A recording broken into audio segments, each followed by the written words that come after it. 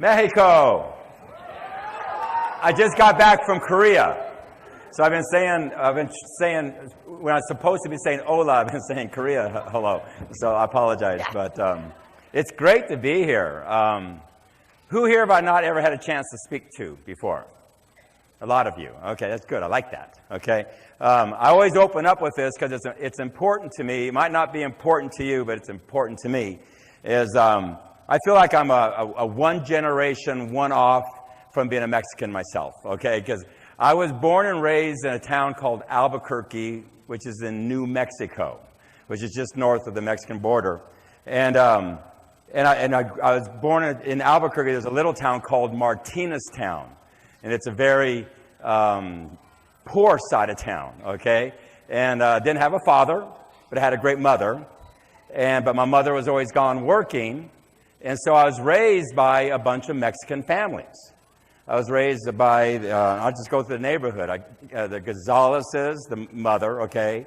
The Pachecos, the Garcias, Trujillos, Archuletas, Valencias, Bacas. They're all my neighbors, okay? And I was raised that way. And so I always felt, although I don't look it, okay?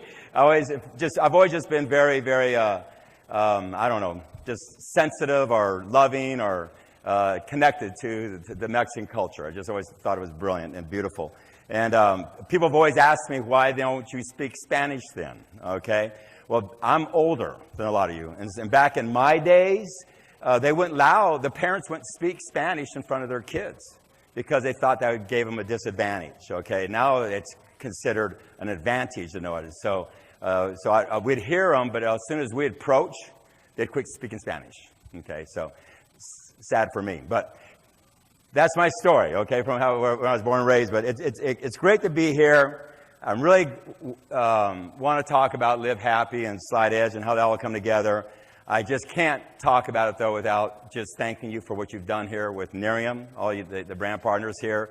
It's brilliant what you've done. We're still a baby company here in Mexico, but we've got a lot of momentum here in Mexico lately. And you know, everything that made this company great is just getting better, not just in the United States and Canada. And it's amazing what's going on in Korea is going to happen in Asia. But here in Mexico, you know, when I was in Korea this last Saturday, I spoke to them as we chose Korea to be the gateway to Asia. Well, the exact same thing, Mexico is going to be the gateway to Latin America and South America. And so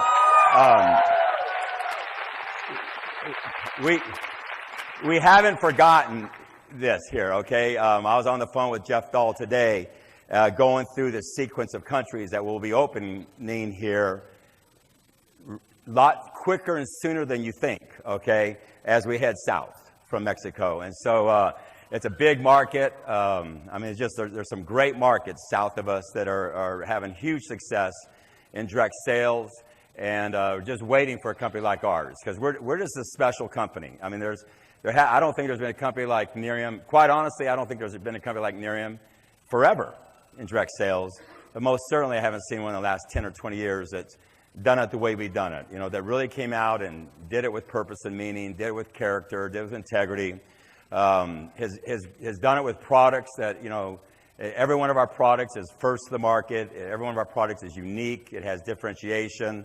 Every one of them, we have the exclusive rights to them on a global basis, and every one of them have just a huge barrier of entry from anybody replicating or duplicating them. And that's important because, quite honestly, in most businesses, success can become your biggest enemy. You go out and something starts to work, and all of a sudden everybody else starts doing what you're doing. You know what I'm saying? And so it's not just important to have something that's unique and different and have exclusive rights to it. It really doesn't matter if you have exclusive rights if everybody else can do it. And so we've kind of blocked that. We've built our company with a lot of, from a business opportunity, a lot of integrity. But, you know, from day one, we didn't want to be known as a company that was just about a product and a comp plan. Although I think our product and our comp plan are as good as any you'll ever see. Matter of fact, I know it's as good as anything out there. We wanted to be a company that was about the whole person. When we sat down to design this company, I had a few people in the room, and I wrote on a wall build a great company, and go see the world with our friends. I go, that's kind of the vision of what I wanted to build. And then later on, we wrote down 3 words that we would build this company around, and that is make people better. Not make their skin better, not make their mind better, not make their finances better, make people better, which is the whole person. And we've done that. And we've not only built a company where people can become a better version of themselves, but quite honestly, you get the blessing that I think is the biggest blessing is when you get to help other people become a better version of themselves. And, we built the company around real science and real results, and that's product, and real opportunity, and that's the comp plan, and the training, and the communications, and the events. That's the opportunity. But we also said real people and real life. And I think there's something magic going on here because we're attracting, in my opinion, the highest quality people I've ever seen in the history of direct sales. Because I just think there's a lot of good people out there who have been waiting for a company like ours that is more than just a product and a comp plan.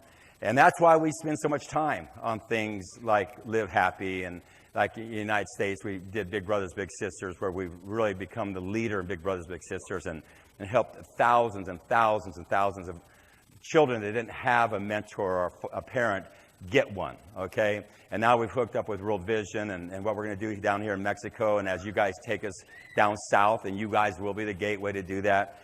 We're just a company that stands for so much more than just a product and a comp plan. And so, that kind of leads me to the talk tonight, Live Happy and Slide Edge. And for me to really get there, I've thought about, this coming Wednesday, I get to speak to a pretty interesting group of people from Mexico. I can't believe this kid that was born in Albuquerque, New Mexico, in Martinez Town, with basically no father, grew up poor as poor can be poor. I mean, it's hard to get poor, okay? Got invited to speak to this group in Mexico City on Wednesday because it's a gathering of a few thousand people, and pretty much it's business leaders and education leaders.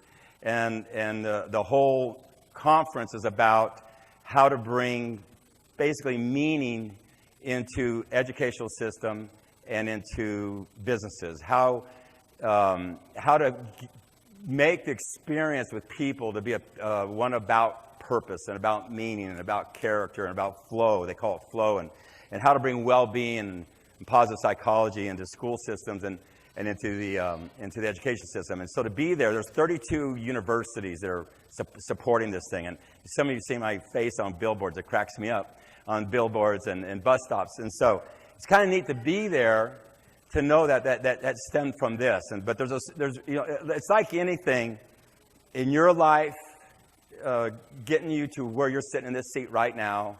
In my life, to be standing up here on this stage right now, it's a story, And we all have a story, and all the story is a path that you head down, and then there's a series of decisions. You make good decisions, you make bad decisions, okay?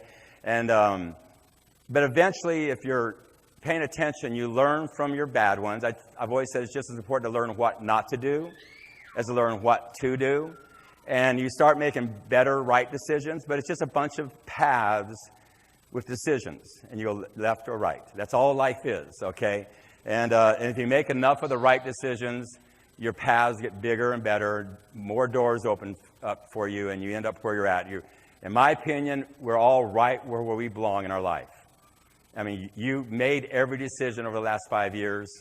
Nobody else made them for you. You can blame the government, you can blame your family, you can blame your friends, you can blame things, but that's not taking responsibility. I've always said every time you blame, you give up control of your life. Because as soon as you blame somebody, they take control of your life, okay? Even if you're right, okay? Even when you're right that what they did was wrong, when you blame, and you give up control of your life. When you take this responsibility, which is, I've always said, don't complain about what you allow in your life, okay? And so it's the decisions you make. And so the point I'm trying to get across is we're all sitting where we're at right now because of a journey. So I'm saying that because it's important to me is when I tell my story that you're not listening to my story because I'm up here to want to talk about me. It's really not. I really want to talk about you. Okay, but the only way I don't know you. Okay, I know me. Okay, and so the only way I can maybe share something with you that might allow you to leave this room today with something that might help you make better decisions, is that maybe take you a little bit through mine. And I won't spend a lot of time. I'm not going to dwell on it. But I've thought a lot, because this is kind of where, when I'm with these executives on Wednesday, they're going to have to go down this path with me, okay? Because it's the only thing I know. And so I already told you the first part, coming from a place that there wasn't much. And so it's kind of interesting that on Wednesday I'm going to be talking to educators, heads of universities, when I'm a C student at best, okay? At least I was. And I went through first grade through 12th grade and really didn't make grades, okay? I was C student at best. And then I went to college and flunked out, okay? So I got worse, okay? And I went and I decided to go to Daytona Beach. It's in the book, okay? And become a beach bum. And I grew my hair real long, and I worked out and all that kind of stuff. And I was a beach bum, okay? And at a young age, thank God, at a young age, I had what everybody has. Sometimes you have them many times before you listen. Sometimes people have them their whole life and never listen, okay? But I had my day of disgust, my day of decision, you know, where I just got disgusted at where I was at, made a decision to change, not knowing what that meant. Really not knowing what that meant, okay? Drove all the way back to Albuquerque from Florida, because you can't be a beach bum in Albuquerque because there's no ocean, okay? I had to go to an ocean to be a beach bum. And drove back and begged my way back into school, to college, and literally went straight A's and graduated at the top of my business class and went on to graduate school. Now, was I smarter? I didn't get smarter at the beach, okay? I was the same guy that was a C student that went to the beach to be a beach bum that came back and all of a sudden went straight A's. I wasn't smarter. Nothing had changed in my brain, okay? If anything, I had drank too much that year, okay, on the beach. It wasn't a good year, okay? And so I probably lost some brain cells. And so the point I'm getting across, but there was a blessing in that moment for me. Because you know, if I think a lot of people who've been gifted their whole life maybe don't learn some things they need to learn. And what I learned in that is that anybody could change and that anybody could be successful. So I didn't see myself as this gifted kid who had been successful their whole life, and so of course I'm successful, and I'm just one of those people. I was not successful, and I did a real good job at not being successful, okay? And changed it because I made a decision. And so it was more about I changed the way I looked at life. How I saw the world is what changed, not my brain. My brain didn't get smarter. My IQ didn't go up. My outlook on life changed, okay? And that's what has really driven me. And that's what's led me to really be blessed and be successful. So I'm so grateful that happened, because I realized at that moment, knowing how to do things was not as important as knowing how to do the house, okay? There's a lot of smart people who are just stupid. You know what I'm saying? They have nothing going for them. I mean, a lot of smart people that just have nothing going for them, okay? And it's not the house, okay? Back to the Nerium business, we have this 10 core commitments. I can train a monkey to do the 10 core commitments. There's not one thing in the 10 core commitments that you can't do. They're all easy to do, okay? It's how you do the 10 core commitments, okay? And it's going to be your philosophy and attitude. And I think the biggest blessing I had at a young age is that when I changed my philosophy and attitude on life, all of a sudden I went from a nobody to making the grades, from a nobody to go into graduate school, and my life started down the road, okay? And see, what all philosophy is your philosophy is what you know. It's just what you know, how you hold it, and how it affects what you do, the decisions that you make. That's what your philosophy does. So your philosophy, my experience, what I just went through there, formed my philosophy, okay? The philosophy is affected a lot by the people you associate with. I was really getting a lot, gotta love that kid. And so, love them all. Okay, and, but one of the biggest things that's going to form your philosophy in life is your associations in life. You are the combined average of the 5 people you associate with the most. I had to leave a lot of people behind on that beach because they just weren't the right associations anymore, okay? I had to shift my associations. And so life experiences forms your philosophy. Some people's philosophies go the wrong way because of life experiences. They go down the wrong paths. They get to those forks in the road and they keep on making bad decision, bad decision, bad decision. A lot of times it's because they're around people who embrace those bad decisions. You can't make positive decisions if you're around negative decision-making people. And so when I shifted my philosophy and I shifted my associations, things started shifting, okay? And that was the biggest blessing to me because when I got out of graduate school, for whatever reason, I got hired by one of the greatest corporations in the United States at the time called Texas Instruments. And TI is one of the highest technology companies in the world, one of the top 100 corporations in the world, 50,000 employees. I got hired in that company, and within a matter of just a few years, I went to really as high as you could go at that age. I was 27 and ended up taking over the Intelligent Systems Division of that company. Now, we're talking about a guy who just a few short years ago was a C student on a beach, okay? And the only reason it happened is because when I got hired next to a bunch of other people who had straight A's in graduate school. There was me from my school, and everybody else in Texas got hired. Texas Instruments were getting hired by the best recruiters in the world, getting the best students out of the best universities, okay? And for whatever reason, I beat all those people to the top. And the blessing is most of them had been straight A students their whole life. And I wasn't. And because of that, I knew that people could become greater than they were. And those people kept on looking at the world as if you are what you are. And the people who work for me, I kept on saying, you can be more than what you are. And if you just work on the books you read, if you'll work on the tapes you listen to, if you'll associate with more positive people, if you'll shift the way you look at the world, you can become greater. And all of a sudden, my group of people in Texas Instruments, who are all straight A students out of graduate schools, was beating everybody else's group in Texas Instruments, who are straight A students out of graduate school, because they were working on the hows, because Texas Instruments was a technology company, so everybody was working on the hows, and I was working on how to do the hows. My team was about philosophy and attitude and being a better person and the whole individual and making a difference in the world. And we just beat everybody. And I sat there and I go, oh my God, this stuff works. I remember thinking that. This stuff really works, okay? And I became just an absolute perpetual student at that moment through that process, those shifts in life, that I was going to focus on how the hows were done. I was going to focus on my philosophy, my attitude. I was going to focus on being an instrument of change in other people's lives, on their philosophy and their attitude, and that's how I was going to live my life, okay? And that started me down, and I walked into the solar industry.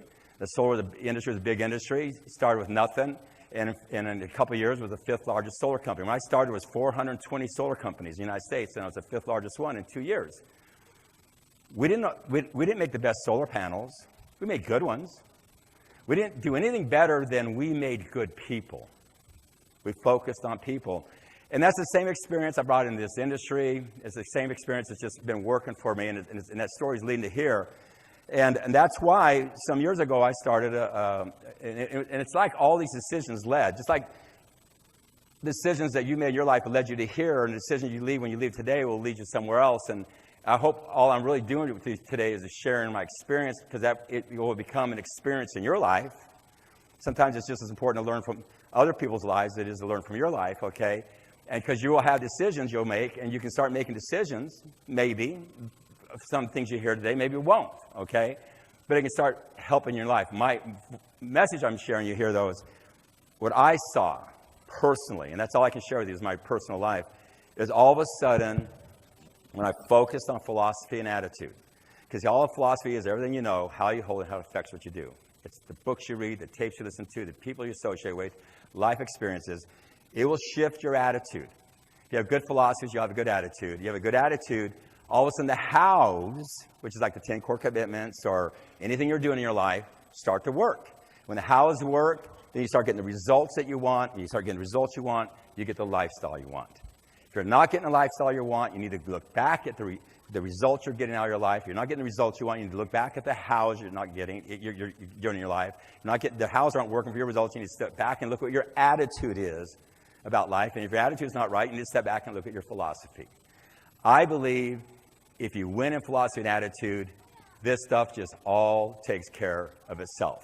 Okay, so back when I got so into it, my decisions led me to start a TV network in the United States. Built a TV network that produced 900 shows around personal development. That's crazy, isn't it? I mean, I don't know anything about TV, but we started in a little studio in Dallas, Texas. And I had to produce my first show, just like you having to do your first real results party. Think about it.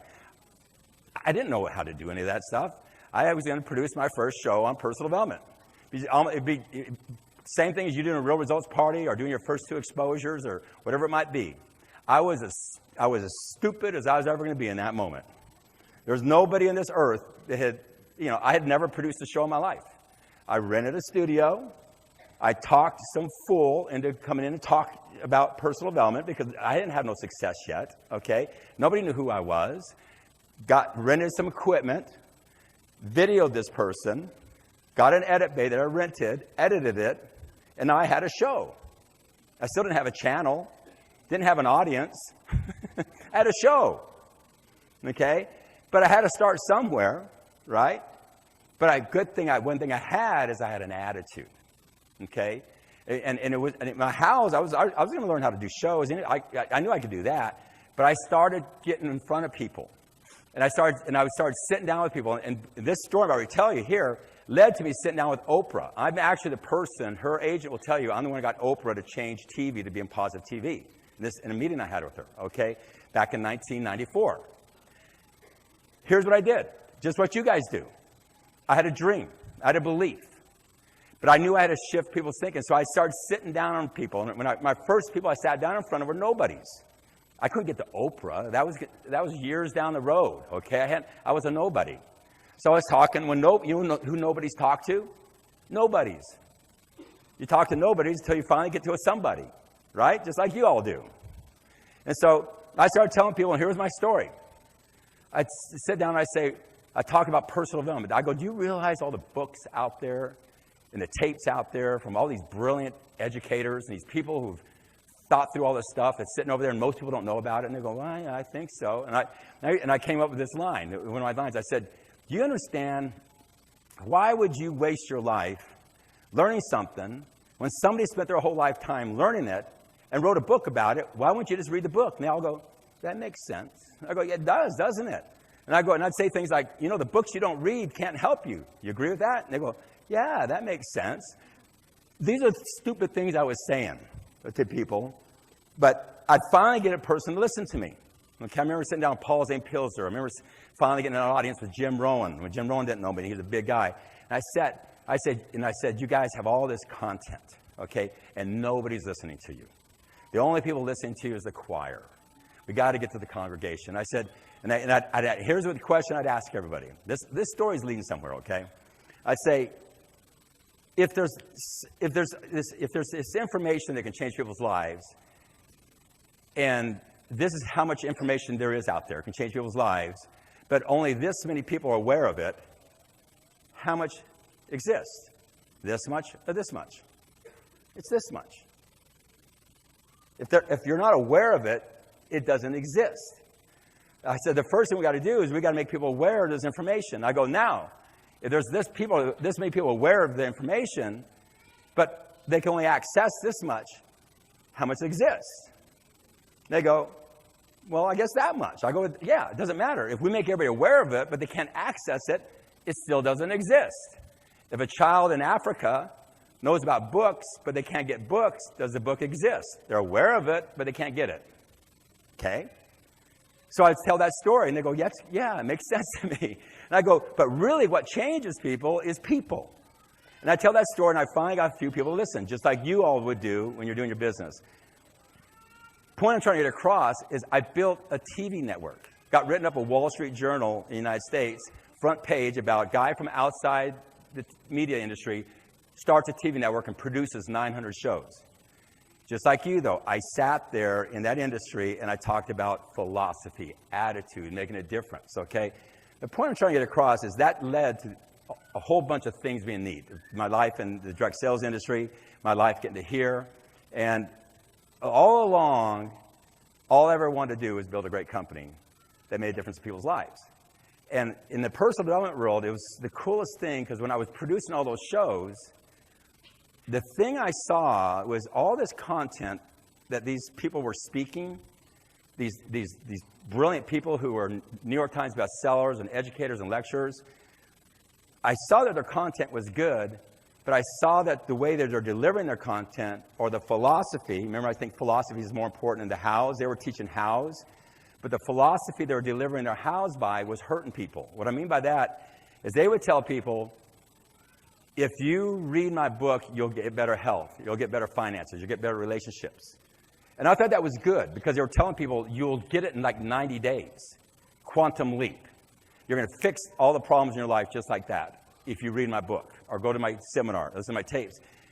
And I thought that was good at first because it would get people to read the books and listen to the tapes. But I observed this over time that people would get the books and tapes. They would do the activity over 90 days, 120, 150 days, but they wouldn't get the results that they thought they were going to get. And all of a sudden they lose belief not only in the information, which was sad, they lose belief in themselves, which is even sadder. And that's when the whole Slide Edge personal development thing was born in me. I told you it was a long story to get here, okay? Because I realized at that time, I was put on this earth as a philosophy attitude guy, and the whole personal development world didn't have a philosophy. They talked about them, but it didn't have one. It needed a philosophy. I called it Slide Edge eventually. That was about getting people to understand that it wasn't that the information was wrong. It was the philosophy by which you were using the information was wrong.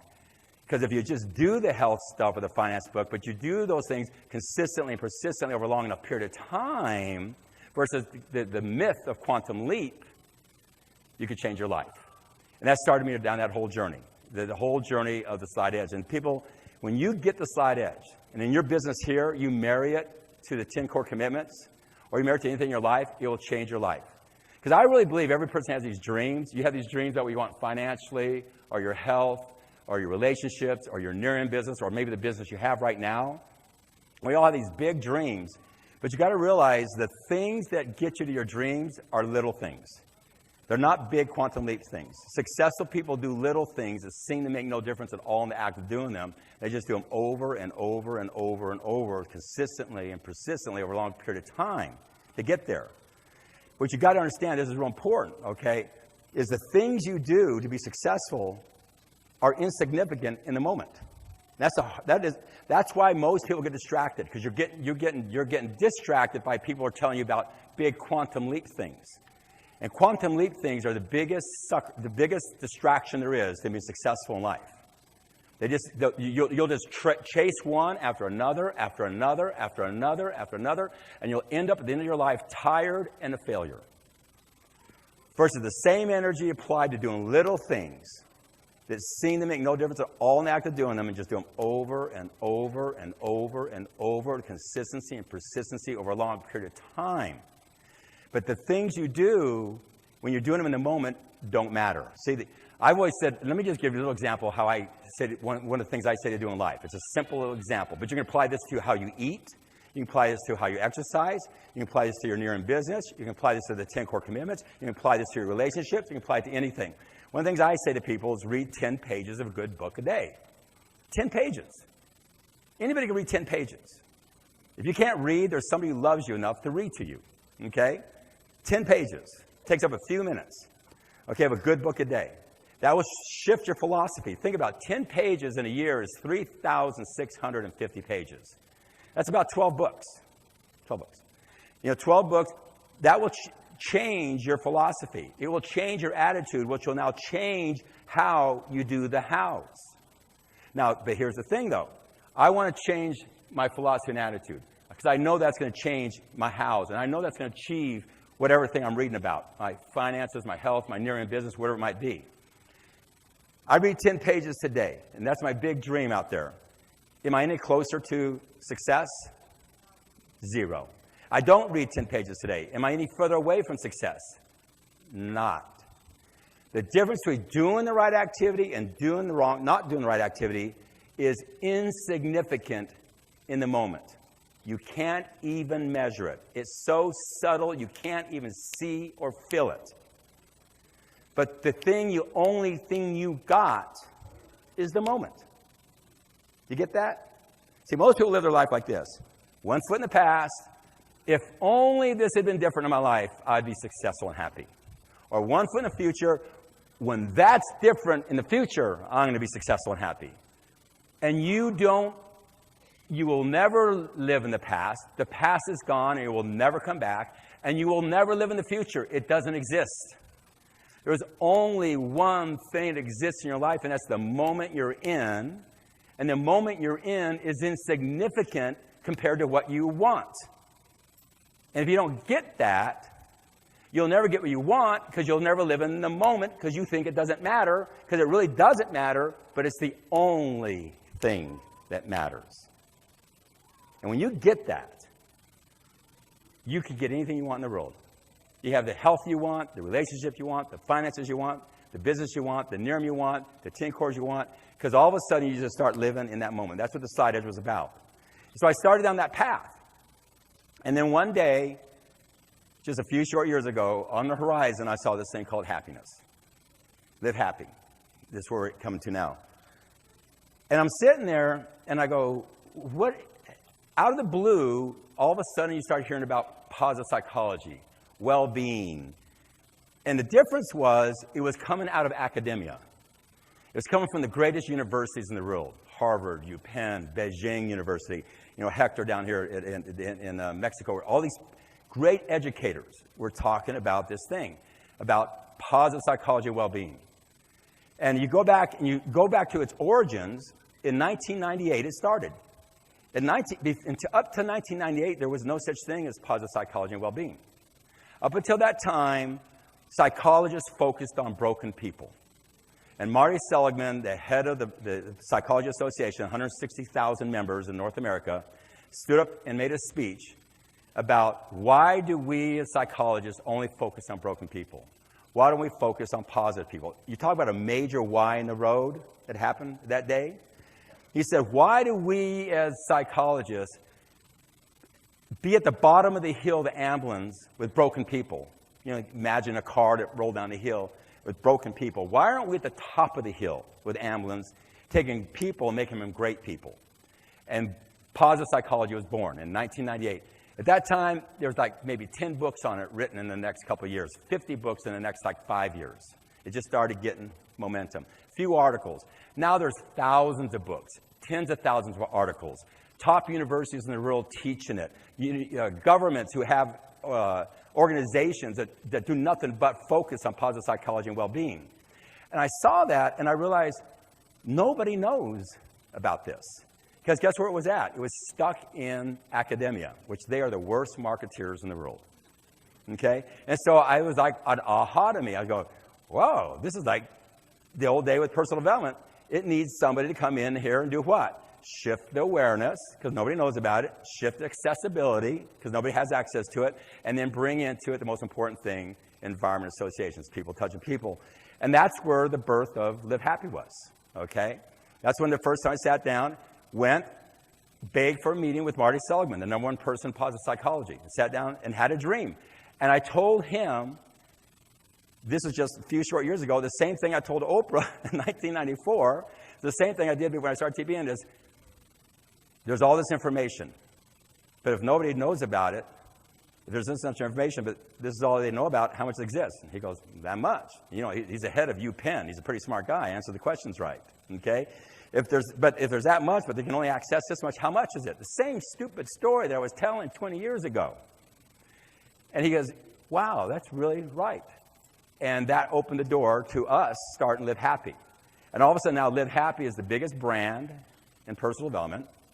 I mean, let's just say happy space in personal development. It's the biggest content aggregator. It's the number one contributor, okay? But the interesting thing to me, what I found with the space of happiness compared to the space of personal development, is both of them are precursors to being successful. Both of them, if you embrace personal development, it's going to shift your philosophy and attitude. If you embrace Live Happy content, it's going to shift your philosophy and attitude. Both of them are precursor. What most people don't realize is most people think they have it backwards, like everything else. They think if I have my finances and my health and relationship, I'll be happy. It's been proven through academia, research, brain scans, clinicals, that if you're happy, you'll get your finances better. You'll get your relationships better. You'll get your health better. So that's pretty cool. So I was sitting there looking at these two things like 2 decades apart from each other, going, wow, they both are precursors, the same thing.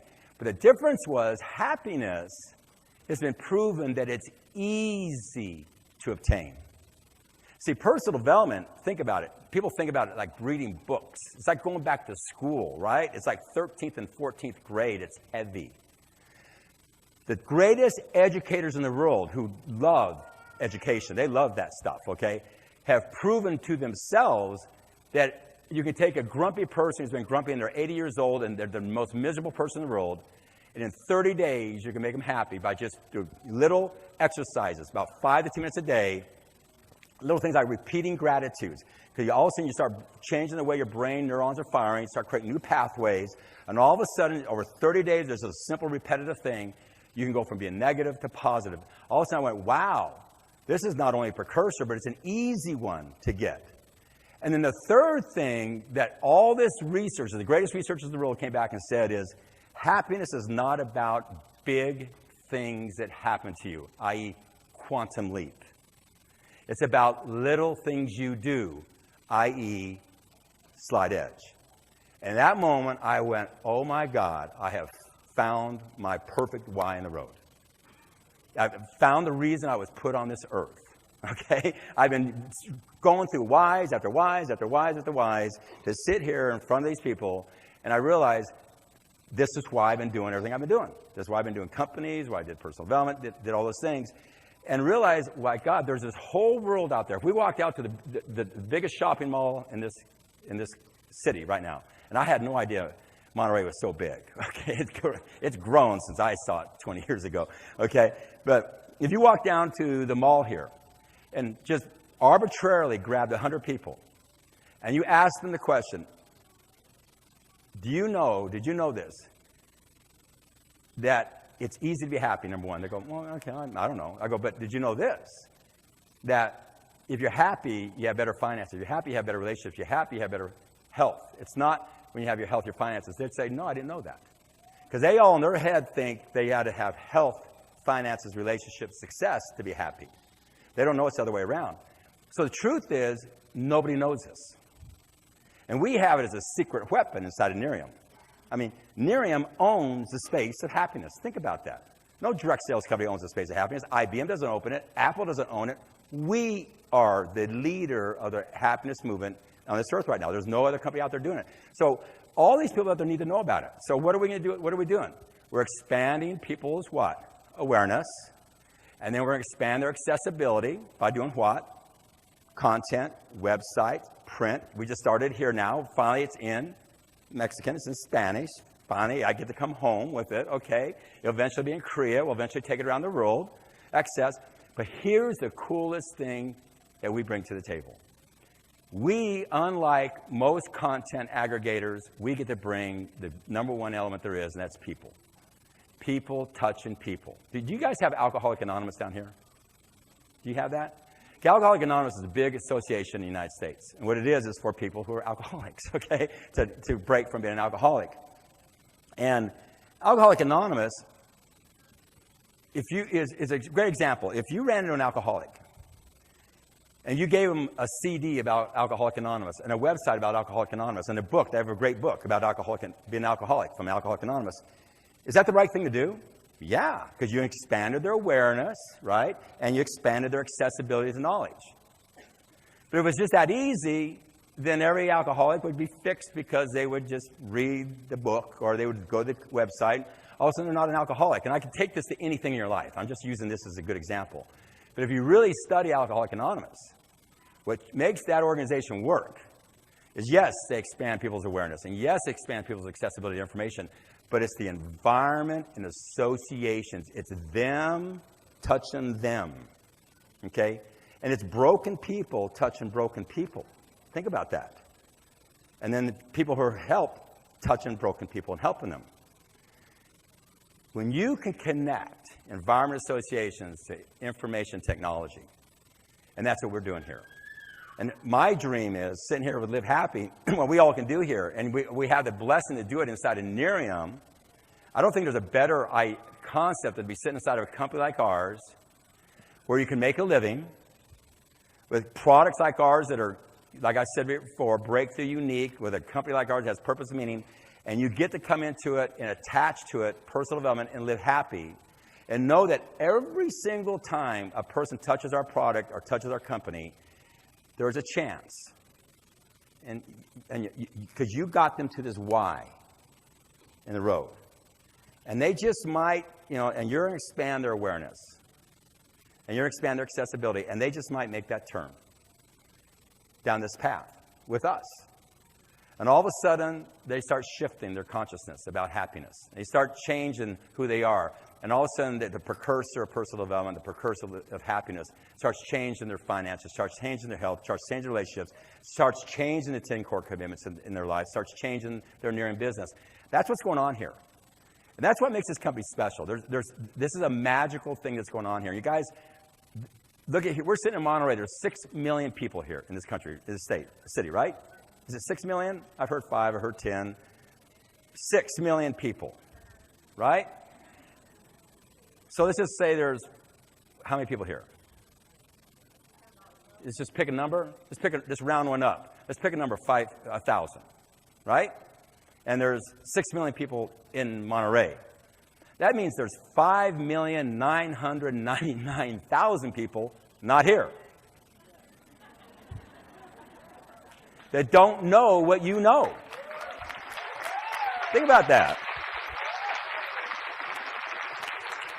And that's Monterey. Then there's Mexico.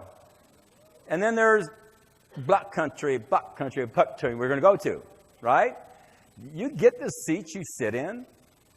You sit in seats with a company that we're going to change the way people look. And we'll bring EHT and all the other neat products we're working on. You'll change the way people think, and you'll change the way other things we're working on with Princeton University and all these great people. And you'll bring an opportunity to the market where people can make money and change their lifestyle.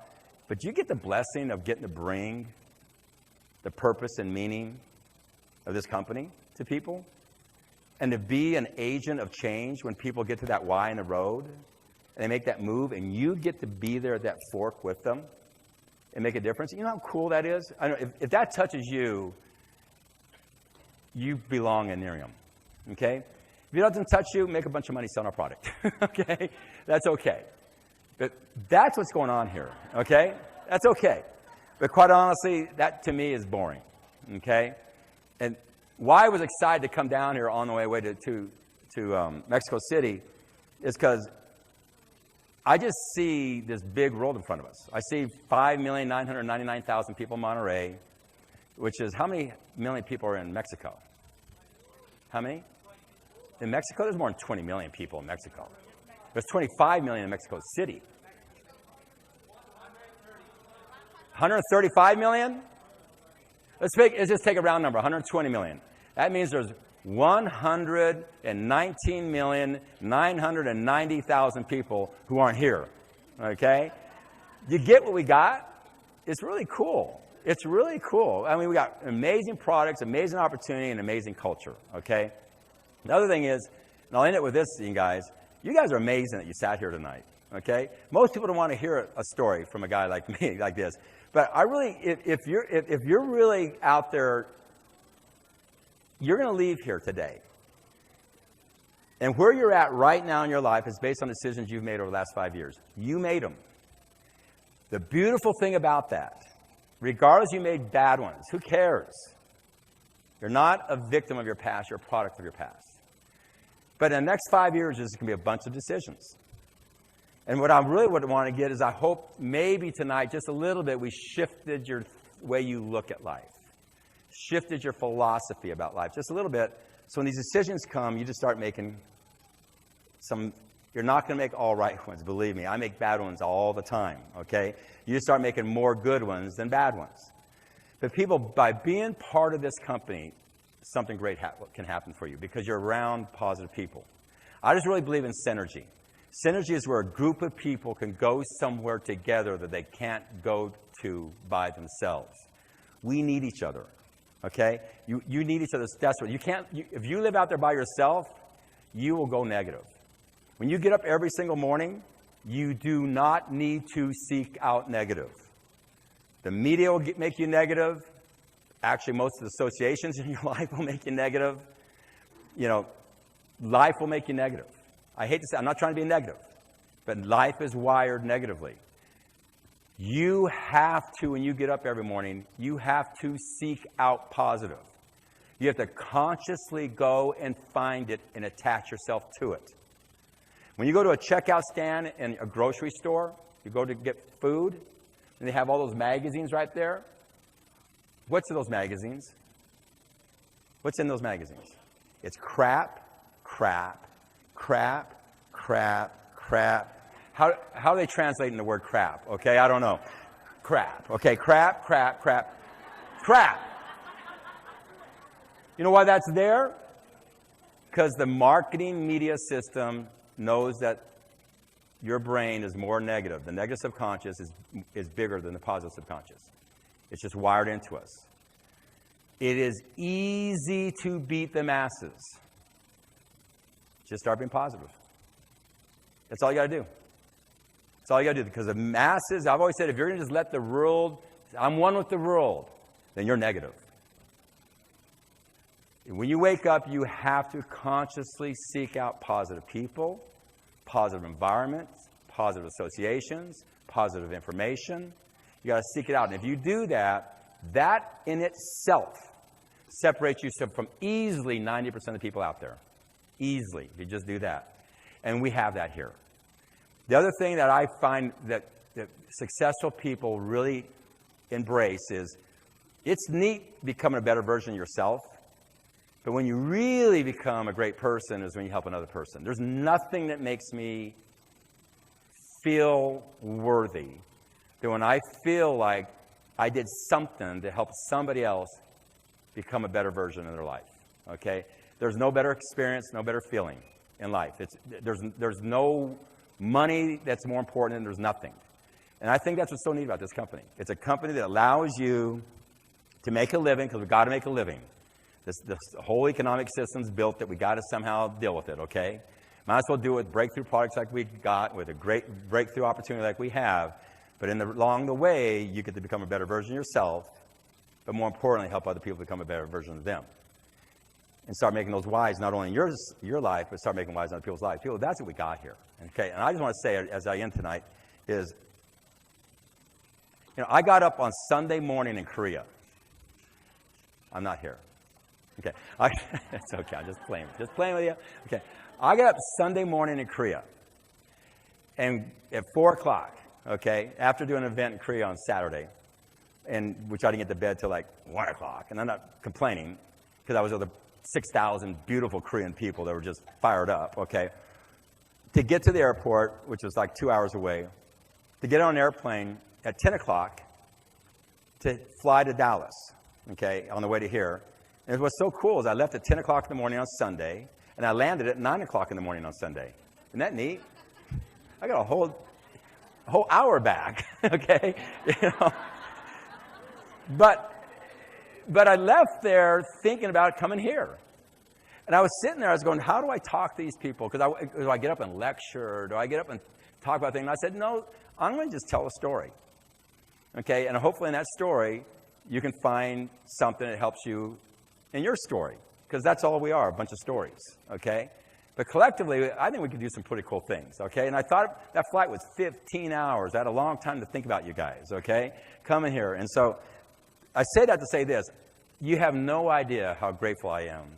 I feel that we have this 1,000 people, okay? Because everything starts somewhere. Everything starts somewhere, okay?